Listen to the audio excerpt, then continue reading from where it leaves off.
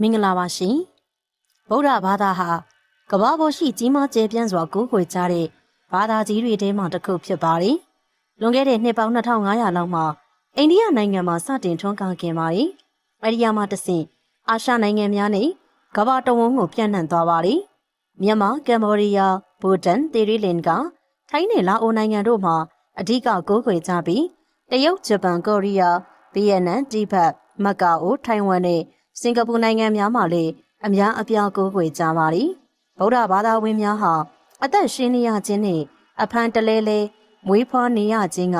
ကြီးစွာသောဆင်းရဲခြင်းဖြစ်တယ်လို့ယူဆကြပြီးအလုံးစုံချုပ်ငြိမ်းလွတ်မြောက်ခြင်းနိဗ္ဗာန်ကိုသာရောက်ရှိအောင်ကြင့်ကြံအားထုတ်ကြပါသည်တိဋ္ဌထဂေါတမမြတ်စွာဘုရားဟာနိဗ္ဗာန်သို့ရောက်ရှိရာနိလန်တရားများကိုဟောကြားခဲ့ပြီးကိုယ်တော်တိုင်လည်းပရိနိဗ္ဗာန်ပြုခဲ့ပါသည်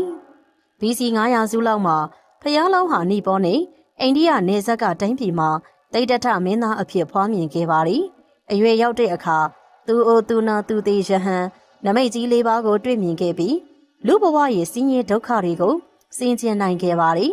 ဒါကြောင့်မင်းစည်းစိမ်ကိုစွန့်ပယ်ပြီးလွတ်မြောက်ရာအစစ်အမှန်ကိုရှာဖွေဖို့အတွက်6နှစ်တိုင်ဒုက္ခစရိယာကျင်းခဲ့ပြီးသုံးလောကထိတ်ထားမြတ်ဖျားဖြစ်ကိုဘောဓိညောင်းမင်းအောက်မှာရောက်ရှိခဲ့ပါသည်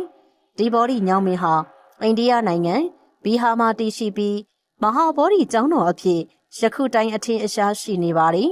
ဗုဒ္ဓမြတ်စွာဘုရားဟာသစ္စာ၄ပါးကိုသင်ကြားပြသပေးခဲ့ပါသည်ဖြစ်ပြဒုက္ခတို့ဟာအမှန်တရားဖြစ်ကြောင်းဒုက္ခသစ္စာတဏှာလောဘတို့ကိုပယ်ဖြတ်ရမယ်အမှန်တရားဖြစ်ကြောင်းသမုဒယသစ္စာနိဗ္ဗာန်သည်သာ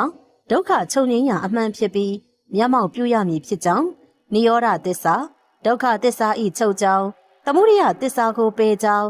နိရောဓသစ္စာကိုမျက်မှောက်ပြုကြောင်းဖြစ်တဲ့မဂ္ဂသစ္စာတို့ကိုပိုင်းခြားသိမြင်နိုင်အောင်လမ်းပြပေးခဲ့ပါသည်အကြောင်းကြောင့်အကျိုးဖြစ်တဲ့ကံကိုလည်းညွှန်ကြားပြသခဲ့ပါသည်ကံကံဤအကျိုးဆိုတာကိုယ်ဖြင့်နှုတ်ဖြင့်စိတ်ဖြင့်ပြုလုပ်ကြင်ကြံအားထုတ်ထားတဲ့ကုသိုလ်ကံနှင့်အကုသိုလ်ကံတို့ကိုဆိုလိုခြင်းဖြစ်ပါသည်နိဗ္ဗာန်သို့မရောက်မီတဏှာမှာကျင်လည်နေစဉ်အတွင်းကုသိုလ်ကံကြောင့်ကောင်းရာဒုက္ခတိရောက်မယ်အကုသိုလ်ကံကြောင့်မကောင်းရာဒုက္ခတိဘဝရောက်နိုင်တယ်လို့တင်ကြားပြသခဲ့ပါသည်ဒါကြောင့်ဗုဒ္ဓဘာသာဝင်တို့အနေနဲ့တဏှာမှာကျင်လည်နေစဉ်အတွင်းဗုဒ္ဓရဲ့အဆုံးအမတွေအတိုင်းဒါနသီလနိက္ခမပါရမီတို့ကိုဖြည့်ကျင့်ပြီး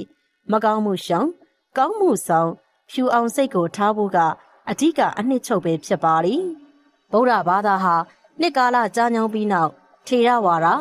မဟာယနနဲ့ဝစီယာယနလို့ဂိုင်းကနကွဲပြားသွားပါသည်မဟာယနကိုတရုတ်ထိုင်ဝမ်ဂျပန်နဲ့တောင်ကိုရီးယားတို့မှအဓိကကိုးကွယ်ကြပါသည်ဗုဒ္ဓအပြင်ဖျားလောင်းနဲ့ဖျားဤမေတော်ခမည်းတော်တို့ကိုပါကိုးကွယ်ကြပြီးနိဗ္ဗာန်ဆိုသည်မှာစိတ်ဤအင်းငြိမ်းချမ်းသာရလို့ယူဆကြပါသည်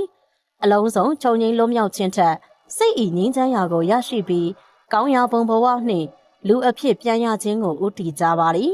ဝစီယာယနကိုတော့တိဘက်နီပေါဘူတန်နဲ့မွန်ဂိုလီးယားနိုင်ငံတို့မှာကိုးခွေကြပါသည်နိဗ္ဗာန်သို့ရောက်ရှိနိုင်ဖို့ပိုပြီးလျင်မြန်တဲ့အကျင့်အကြံလမ်းကြောင်းကိုပြသနိုင်တယ်လို့ယုံကြည်ကြပါသည်ထေရဝါဒဗုဒ္ဓဘာသာမှာဖျားရှင်ပြိဋိဘံပြုပြီးနောက်ဖျားရှင်ရဲ့တရားတော်များမပြတ်စည်းမပြောက်ပြတ်ရလေအောင်ဖျားရှင်ရဲ့တရားဓမ္မများကိုကျွမ်းကျင်တက်ကျွမ်းသောတန်ဃာတော်များစုပေါင်းပြီးသဘောတူညီမှုရယူပြီးရွတ်ဖတ်မှတ်တမ်းတင်အတည်ပြုကြခြင်းကိုသင်္ဃာယနာတင်ခြင်းလို့ခေါ်ပြီးယခုအခါစထမအကျင့်ထိသင်္ဃာယနာတင်ပြီးဖြစ်ပါသည်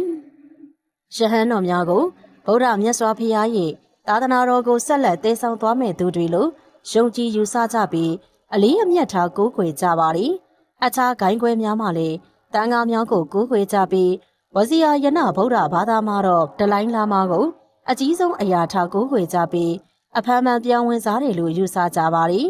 ဗုဒ္ဓဘာသာရဲ့ထူးခြားချက်ကတော့ဖန်ဆင်းရှင်တကုရှင်ကိုကိုးကွယ်ယုံကြည်ခြင်းမဟုတ်ဘဲဖြစ်သမျှအရာအလုံးဟာအကြောင်းကြောင့်အကျိုးဖြစ်ပြီး30ပုံတန်တရားမှာအဖမ်းမှန်လဲနေခြင်းလို့ယူဆခြင်းပဲဖြစ်ပါသည်ကဲတင်ရှင်စီဆူတောင်းယုံနဲ့နိဗ္ဗာန်ချမ်းသာကိုရရှိနိုင်မှာမဟုတ်ဘဲကိုယ်တိုင်ကျင့်ကြံပွားများအားထုတ်မှသာရောက်ရှိနိုင်မှာဖြစ်ပါသည်ဒါကြောင့်ဗုဒ္ဓဘာသာဝင်တွေဟာမကောင်းမှုရှောင်ကောင်းမှုဆောင်ဖြူအောင်စိတ်ကိုထားပြီးနိဗ္ဗာန်သို့ရောက်ရှိအောင်ကြင်ကြံအားထုတ်ရမှာဖြစ်ကြောင်းတင်ဆက်လိုက်ရပါတယ်ရှင်